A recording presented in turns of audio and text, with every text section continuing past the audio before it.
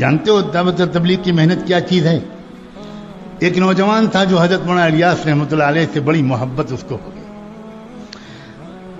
College میں پڑھتا تھا اس زمانے میں، یا کوئی اور کام کرتا ہوگا، داڑھی منڈاتا تھا، کلین شیو تھا، لیکن اللہ کے دین کے لیے حضرت مولانا الیاس رحمۃ اللہ علیہ سے اس کو محبت ہو گئی.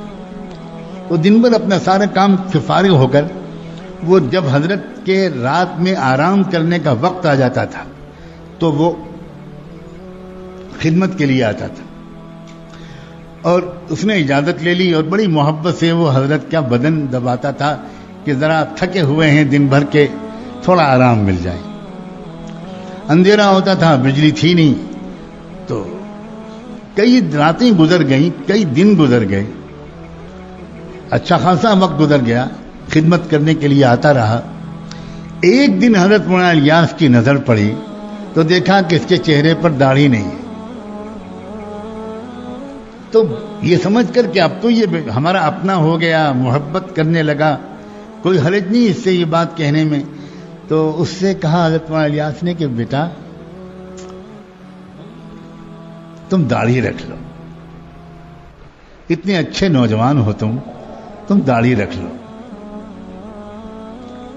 کچھ نہیں بولا، وہ بیچارہ چلا گیا. لیکن ابھی اس کو فوراً داڑھی رکھنے کی ہمت نہیں ہوئی، تو اس نے پھر حضرت مولانا الیاس رحمۃ اللہ علیہ کے پاس آنا ہی چھوڑ دیا، ڈر کے مارے، شرم کے مارے کہ میں نے ان کی بات نہیں مانی، کیسے جاؤں ان کے پاس. بس اتنا ہوا. اب جب ایک دن نہیں آیا، 2 دن نہیں آیا، تو یہ ہے دعوت و تبلیغ. حضرت مولانا الیاس رحمۃ اللہ علیہ بے چین ہو گئے، اور بے چین ہو کر اس لڑکے کو برا بلا نہیں کہنا شروع کیا. اپنے ساتھیوں سے کہا کہ میری مغفرت کی دعا کرو، مجھ سے کتنی بڑی غلطی ہوئی ہے، میں بھی کیسا بے سلیقہ جلد باز انسان ہوں. اتنا پیارا اللہ کا بندہ آتا تھا اور میں نے جلد بازی میں اس سے کچھ کہہ دیا، اور وہ بیچارہ ابھی شاید عمل نہیں کر سکا اور اس نے آنا بھی چھوڑ دیا. اب میں اس کو کہاں ڈھونڈوں؟ تو 2 رکعت صلاۃ الحاجت پڑھ کے نماز پڑھنی شروع کر دی. اللہ اس نے بندے کو بھیج دیجئے، میں اس سے معافی مانگ. اللہ ایسا نہ ہو کہ میری موت ہو جائے، میرا وقت آ جائے اور میں اس سے معافی نہ مانگ چکا ہوں. اللہ بھیج دیجئے اس کو، مجھے سمجھ میں نہیں آتا میں کہاں تلاش کروں اس کو.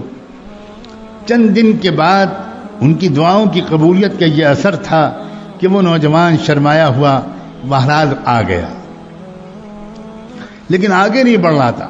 اب جب نظر پڑی حضرت مولانا الیاس کی، لپک کے اس کے پاس گئے، سینے سے لپٹا لیا، اس کی پیشانی کو چوما اور کہا بیٹا تم باقی بات بعد میں، میرے پیارے میں نے جلدی کر دی تھی، تمہارا دل دکھ گیا، مجھے معاف کر دو.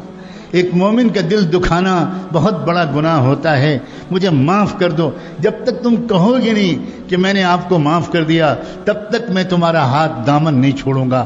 کہو کہ میں نے معاف کر دیا. وہ قدموں پہ گر گیا. اس نے کہا حضرت مجرم تو میں ہوں، معافی مجھے مانگنی چاہیے، میں سنت رسول پر عمل نہیں کرتا، آپ کا دل دکھایا، پھر آپ کی بات بھی میں نے نہیں مانی، آپ الٹا معافی مانگ رہے ہیں. بس آج سے میں وعدہ کرتا ہوں اب میں داڑھی کو کبھی شیو نہیں کروں گا. اللہ کے بندو، اے خدا کے بندو، دین کی اصل حقیقت کو سمجھو. جب کسی انسان کے اندر دین کی اصل حقیقت اترتی ہے تو یاد رکھنا اس کی نظر لوگوں کے ظاہر سے پہلے اور ظاہر سے زیادہ ان کے باطن پر پڑتی ہے.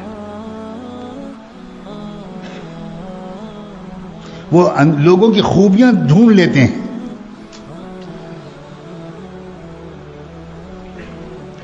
اس لیے ظاہری طور پر کچھ دینی شکل صورت بنا لینے پر مطمئن اور قانع ہو کر نہ رہ جانا، اس کا